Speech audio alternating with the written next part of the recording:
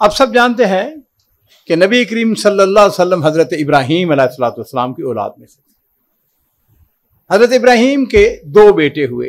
जो बड़े बेटे थे उनका नाम इस्माइल और छोटे बेटे का नाम इसहाक।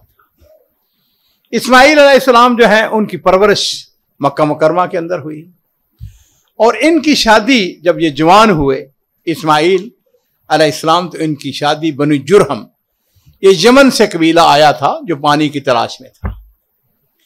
और उसके बाद इस खानदान को सिर्फ दो इनके बेटे थे, एक का नाम केदार था, एक नाम नाबत था। कुछ देर उन्होंने हुकूमत की मक्का मुकरमा के ऊपर।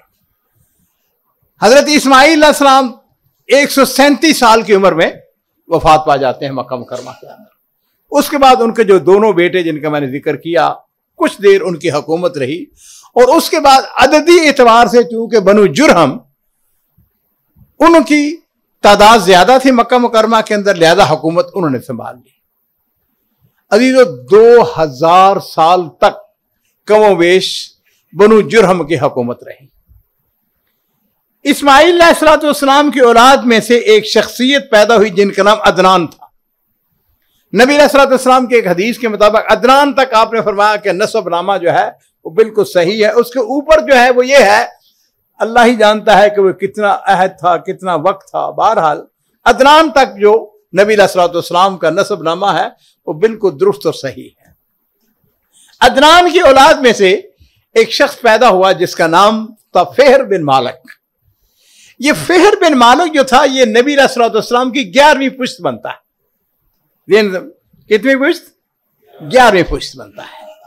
और इसी का जो लकब था वो कुरैश था, इसीलिए नबी अलैहिस्सलाम को क्या कहा जाता है?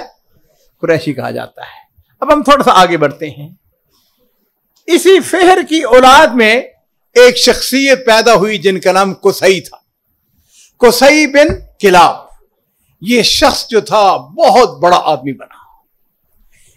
बड़ी छोटी उम्र के थे कुसई और इनके जो वालिद किलाब थे उनकी वफात हो जाती है।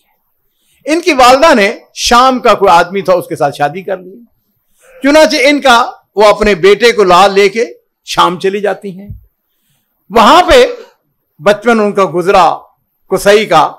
जब हुआ कोई 10-12 साल 15 साल की उम्र का, तो वहां पे लड़के किसी के साथ या कोई लड़ाई हो गई, झगड़ा हो गया। उसने उसको ताना दिया। उसने कहा कि तू कहां का, तू शामी तो नहीं है, तू तो असल जो है तेरी तो यहां की नहीं। उसने कहा कहां का असल है मेरी? उसने कहा तेरी असल तो मक्का की है। मां से जाके पूछा, मां ने बताया भाई तू तो मक्का का रहने वाला है असल में। अच्छा, तो फिर मैं यहां पे क्या कर रहा हूं? मक्का मुकरमा वापस आ गया। और यहां पे जो हुकूमत थी वो थी बनु खज़ा की। बनु खज़ा का जो उस वक्त का सरदार था, उसकी बेटी के साथ कुसई की शादी हो जाती है। लंबी बातें हैं लेकिन मैं आपको सिर्फ बताना चाहूंगा कि कुसई के बहुत सारे कारनामे हैं और उनमें एक कारनामा यह था कि जब इन्होंने हुकूमत संभाली तो उन्होंने मक्का मुकरमा से जो कुरैश थे ना वो निकल चुके थे, जा चुके थे। कोई शाम में जाके बस गया था, कोई नजद के अंदर था, कोई यमन के अंदर था, मुख्तलिफ अतराफ के अंदर। उन्होंने क्या किया?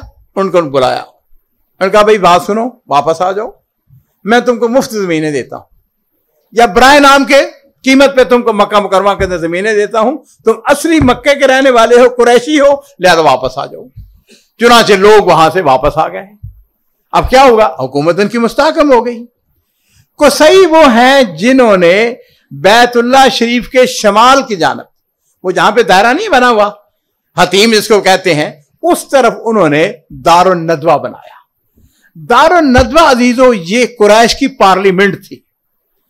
इसके अंदर तमाम जो फैसले थे, बड़े बड़े फैसले, वो इसी दारुन नदवा के अंदर किए जाते थे। किसी बच्ची की मंगनी होनी, किसी का निकाह होना, शादी होनी, वो दारुन नदवा के अंदर होनी।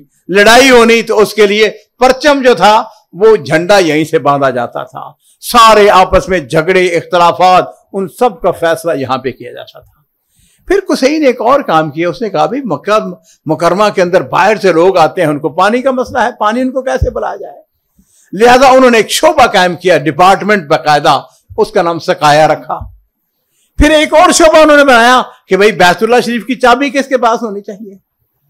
फिर उन्होंने एक और शोबा बनाया कि भाई जो लोग आते हैं बाहर से, उनमें से बाद फुकरा होते हैं, गरीब होते हैं, लिहाजा उनके लिए रफादा के नाम से उन्होंने एक खाने पीने का सामान बंदोबस्त, उनकी जियाफत का बंदोबस्त, उसके लिए उन्होंने क्या किया, उन जो ताजर थे, बड़े बड़े ये लोग थे, उनका भाई हर आदमी जो है ना अपना हिस्सा डाले ताकि हमारे पास जो बाहर से मेहमान आए उनको हम खाना खिला सकें।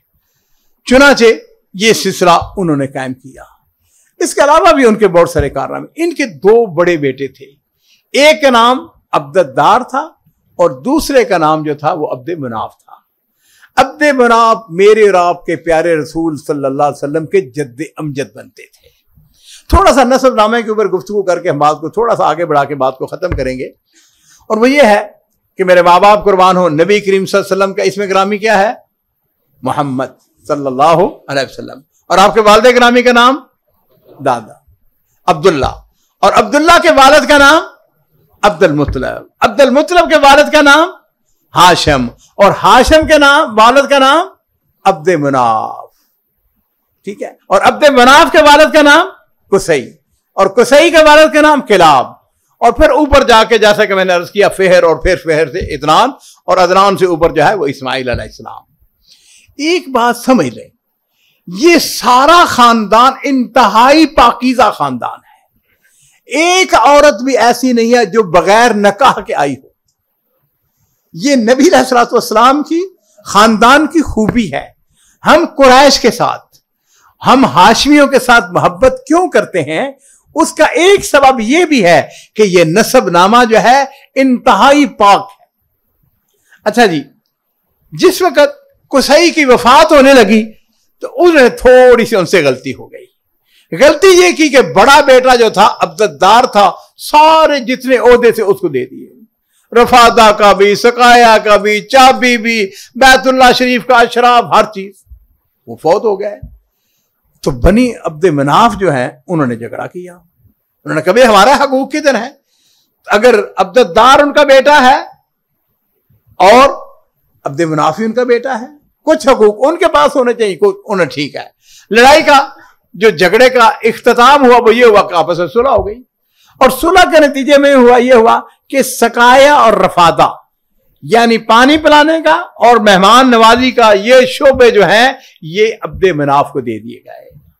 चुनांचे मेरे माँ बाप कुर्बान हो, नबी करीम सल्लल्लाहु अलैहि वसल्लम जिस वक्त आपने नबूवत का ऐलान फरमाया है उस वक्त ये दो ओहदे जो थे आपके चचा अब्बास बिन अब्दुल मुत्तलब के पास थे। एक और बात करके बात को खत्म करेंगे इंशाअल्लाह, अगर अल्लाह को मंजूर हुआ तो कल आपके साथ इसको और कंप्लीट करेंगे। और वो ये है कि बनु अब्दुद्दार के पास बैतुल्लाह शरीफ की चाबी थी, बैतुल्लाह शरीफ की चाबी बनु अब्दुद्दार के पास। और आपको यह ताज्जुब होगा कि आज भी बैतुल्लाह शरीफ की चाबी उसी खानदान के पास है। यह है वो वफा, यह है वो हकूक जो इस्लाम ने इन खानदानों को अता फरमाए हैं। बाकी इंशाअल्लाह बातें कल होंगी।